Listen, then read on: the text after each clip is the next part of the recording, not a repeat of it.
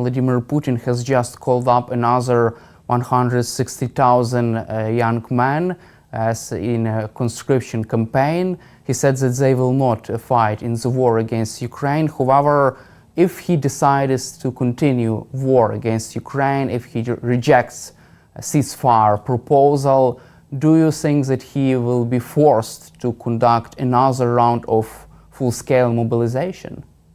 Well, absolutely, because the battlefield casualties, the fatalities have been at catastrophic levels. So these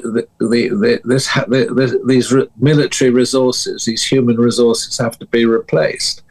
And because of the controversial nature in Russia of mobilization, and particularly in urban areas closer to Moscow, this becomes more and more problematic politically. And of course, a lot of the Russian elite, a lot of these young people who might risk being called up, I mean, large numbers have left the country. They've gone, well, places like Georgia, where it's relatively easy to get into those countries, they have left. And there's no question that this is another stress factor operating on the Russian nation as a whole. And these stresses now are really beginning to bite and to count and to make a difference. I know it's really difficult to have the full information about Vladimir Putin's inner circle, but do you expect this stress also to rise among Russian generals, security services officials, and Kremlin's officials? Do you feel that this security and military groups around Vladimir Putin are in the support, would like to support ceasefire, or would like to continue the war? Well, that's a difficult question to answer because, frankly, we don't know. But if we sort of speculate, and it is speculation, there must be people around Putin, particularly amongst the military leadership, who are very, very concerned about the cost of this war and the inability of the Russian military, with all of its vast resources and its vast numbers, to defeat the Ukrainian military. That's clearly not going to happen. I mean, you already are very close to a situation of stalemate. And, our perception of what was the Russian military, or going back further, the Red Army, has been changed totally by this conflict. It hasn't been able to achieve what many people would have thought for that military capability a pretty straightforward objective. It's failed. Let's also cover the coalition of the willing. British Prime Minister Keir Starmer and French President Emmanuel Macron and other European leaders are working to conduct this mission in Ukraine after a full ceasefire. What is your personal opinion about this concept and this plan about the coalition of the willing? Well, I have serious reservations. I don't really understand what the thinking is behind this, because the frontier between Russian and Ukrainian forces is so long. Are we talking about military units which would police that frontier?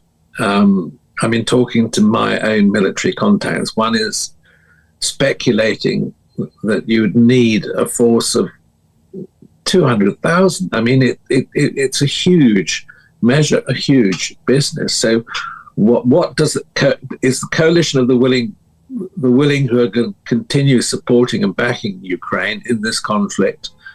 I don't see what a on-the-ground deployment would be, and the Russians, of course, would be very, very reluctant to see NATO troops policing a line of conflict or between the two armies. So I think if one is trying to sort of speculate and think about what might be practical, I think that the more likely possibility would be air cover provided as a security guarantee for Ukraine. That might possibly, but even that is difficult to imagine because of, would it be a NATO engagement? Would it be, as it were, individual countries working not under NATO command? So in my book, the only possible alternative might be some sort of air cover, which of course would be a huge security guarantee and very important. But beyond that, I'm not party to these discussions, and it's, I think, very difficult to imagine exactly what they amount to. I think we have a NATO summit coming up in The Hague in June, and I think maybe after the NATO summit, it will be easier to have a picture of what's being planned. And my last final and quick question, do you expect, can you imagine such air cover over Ukraine without full ceasefire? It wouldn't be possible without a ceasefire. I mean, that would be, as it were, a security guarantee following a ceasefire. And I think then this raises the whole issue. And I think for the moment, being pragmatic, being realistic, NATO membership for Ukraine is a very long way away. Thank you, Sir Dearlove, for your time and for your support for Ukraine, and glory to Ukraine. Well, I think it's really important that the West and Europe in particular continues to support Ukraine in every way possible. And I'm very proud of what the UK has done to support the Ukrainian military effort. Thank you. Can you imagine a scenario in which Donald Trump will start to understand the nature of this war and Vladimir Putin's real aims and real intentions in this war? Is there a chance for a big confrontation between Trump and Putin, and Trump putting pressure on Vladimir Putin? Well, who knows? I mean, I think that if we've all learned anything about President Trump in his last term and this term, it's his total unpredictability. There's no great strategic thought. He acts on a whim. I think President Zelensky's appeal to President Trump in recent days, that President Trump should come to Ukraine and see for himself the impact of the war, seems to me a very smart play, because it sort of appeals to President Trump's ego. And Trump is dominated, is dictated, his thinking is all about himself. It is about his ego, and it's about how he's going to be perceived. So I think that's a smart play, and that could unlock things. But the reality is that President Trump only acts in his own self-interest. And so what might unlock it, what might change President Trump's approach and sophistication in his approach to the peace process, if you can call it such a thing, would be Trump feeling humiliated by the dialogue with President Putin. And at the moment, he is being humiliated, but he's not publicly recognizing that yet. But at some point, will that trigger President Trump into some kind of alternative approach that is more favorable to Ukraine, and indeed more favorable to the international rules-based system? Time will tell. Also, Commander-in-Chief of the Ukrainian Army, General Syrsky, says that Russia has already begun its offensive in the Sumy and Kharkiv regions of Ukraine. Do you feel that this is also another humiliation for Donald Trump, and could this change the balance of power at the negotiating table? How could this influence this negotiations process? Yeah, I mean, so the degree to which President Trump, frankly, is conversant with the detail about what's going on the ground, I think is an entirely moot point. I don't have any great confidence that he is tracking the fine detail of what is happening. But if President Trump concludes that President Putin is acting in bad faith and is somehow laughing at him, and I think President Putin is doing that, but if President Trump begins to believe that he is losing face over the entire process, not least because of the Russians' acts on the ground and this what appears to be the early stages of an offensive, then that may trigger President Trump taking a different approach. But only time will tell. And also, let's cover Russia's strike on the city of Sumy. It's a deadly strike of the Russian Federation this year, killing more than 35 people and more than 100 people were wounded. Also, it's interesting moment that these strikes happened after Steve Witkoff meeting with Russian dictator Vladimir Putin. What is your reaction to this, and do you see any kind of link between these meetings between Witkoff, Putin, and Russia's strikes on civilian population? Well, who knows? All I would say is that the Russians, they're a canny bunch, as you well know. You all in Ukraine know better than any of us. And they tend not to do things like this by accident. They're masters at sending messages. So let's be absolutely clear. The strike on Sumy was absolutely despicable. It's a war crime. There's absolutely no justification for it. And oh, by the way, President Trump's throwaway comment that he's heard that it was a mistake, it does a great disservice to the victims of that strike, to the population of Sumy, and indeed to the whole Ukraine nation. And it does a great disservice, frankly, to the intelligence apparatus as a whole that knows full well what President Putin and the Russians are doing. It also points to the fact that regrettably, the Russian disinformation campaign, and anyone who is familiar with Russia's tactics knows, long before the Ukraine campaign, that they are masters at disinformation. It is a centerpiece of their military and their state doctrine.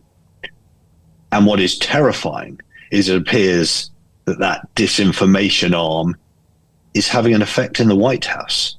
I mean, how extraordinary is that? How naive is that? That members of the United States administration could be parroting that sort of disinformation. From your perspective, who could be these people around Trump who are providing such information to the US president about mistakes of the Russian army? Who could be those people? It seems like Trump did not refer to some intelligence operations, to some intel information. Yes, I mean, again, I think this is what's so worrying about the current situation. We all know that the United States intelligence apparatus, their interagency structure, is frankly unrivaled in the world. They have fantastic intelligence agencies. They have incredible reach. They have incredibly professional intelligence operators and analysts backed up by some of the best intelligence technology in the world. But what isn't happening at the moment, seemingly, is that the deduction from that intelligence architecture isn't finding its way into President Trump's decision-making. And whether that's because he's willfully ignoring it, whether because he's not taking the briefings, whether it's because those briefings are somehow being diluted by political advisors, it's almost impossible to tell. But I simply do not accept any suggestion that the United States intelligence apparatus, that we all have great faith in, doesn't know what's going on. Of course it does. But it's not finding its way into what comes out of President Trump's mouth, shall we say that. I don't know what goes on in his head. We can only see what comes out of his mouth and what he puts out on social media. So who is it who's giving him this kind of bizarre, perverse version of events? I don't know. You'd have to speak to people better placed than me as to who President Trump really listens to, other than his obvious administration advisors. According to Reuters, Steve Witkoff proposed Trump to give up 4 Ukrainian regions to Russia as a part of a peace deal. According to this Reuters sources, according to Steve Witkoff, this could be the best way forward, the fastest way to broker a ceasefire in Ukraine. What could such a deal mean for Ukrainian global security, and how can you assess this Steve Witkoff's initiative? Yeah, and if you look at that with General Kellogg's comments, which I thought were again very naive and disrespectful to Ukraine, this idea that somehow you could carve up Ukraine in the image of Berlin after the Second World War, where, as your viewers will know, Berlin was split into international zones between the Soviet Union, the United States, Great Britain, and France, and that somehow that sort of model could be used in Ukraine. It is playing so strongly into President Putin's hands. You know, that the whole point about a negotiation when it comes is you've got to have cards to play. And if you cede everything with that sort of proposal, then you go into the peace process with no cards to play. But more importantly, what does that then say about the rules-based international system that we all rely on? The sovereignty of Ukraine, that regions of Ukraine would be given up in that manner, I think is very damaging. And so I would have every sympathy with President Zelensky not entertaining such an approach. Let's also cover UK and France-led coalition of the willing. British Prime Minister Keir Starmer and French President Emmanuel Macron are organizing this big coalition of the willing, troops to be deployed to Ukraine after full ceasefire deal. What is your assessment of this plan? Well, look, I have to say, I think it was smart of Prime Minister Starmer and President Macron to come up with something, a coalition of the willing, because in the absence of the United States, somebody has got to do something. You know, if there were to be a peace deal, then you've got to back it up with some kind of monitoring force. So politically, it seems to me that was a smart move by France. It was a smart move by the United Kingdom to do that, not least to say to the United States, we're listening. We're listening when you say that Europe needs to do more. So politically, I get it. Do I get it strategically and operationally? Not so much. So what do I mean by that? So firstly, it is entirely unclear to me, based on anything that has been publicized by the United Kingdom or anybody else, what the big idea of this force would be. You know, is it a peacekeeping force? There's some random phrases being banded around about what the force's mission might be, without total clarity on the purpose, on the mission. Then you're in danger of running into a real disaster. And I have seen nothing to suggest if the true objective, if the true mission is understood, it certainly has been communicated very effectively. So I've seen nothing that I, as a military commander, would recognize to be a credible basis for a mission. It feels muddled at this stage. So that's the first thing. The second thing is, even once you have decided on what the mission is, and let's hope it is credible, pulling together a coalition of a willing into a credible military force is exceptionally difficult in the absence of Firstly, the United States, who have typically led coalitions of the willing. I think back to the counter-ISIS campaign as if, for instance, a US-led coalition. If it's going to be led by other nations, in this case, potentially the United Kingdom and France, where's the command and control going to come from? Because the big headquarters that could do it are NATO headquarters. And the idea that President Putin is going to permit a NATO-assigned headquarters to deploy into Ukraine, again, feels like a total fool's errand.